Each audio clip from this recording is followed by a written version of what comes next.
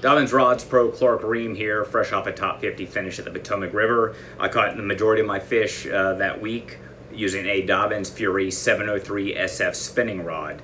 You know, it's funny because I've got all sorts of rods in the Dobyns lineup, and I've specialized a lot of them for different things, but this Fury spinning rod is kind of my go-to money maker. And the number one way that I use it is skipping Senkos underneath docks at tour events. Typically when I go to a northern lake, there's a big halo amongst the grass where a dock is, where the grass won't grow underneath there because it doesn't get enough light. And if you skip Senkos underneath there, then you typically do pretty well in these events.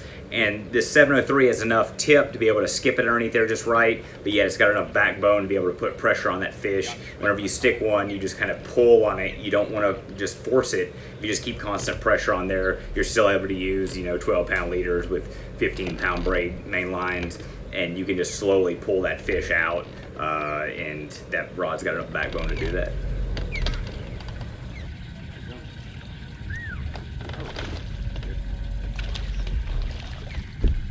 See how they can get in a rush getting him out of that pile. Nice.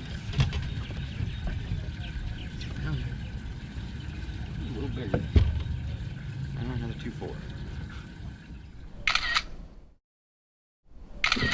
What's up, guys? Ryan Salzman, Team Dobyns, and my weapon of choice this week is a Dobyns Champion 766 flip. I have caught so many fish on this rod this year.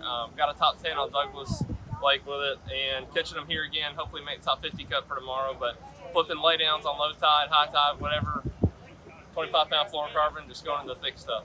It'll get them out.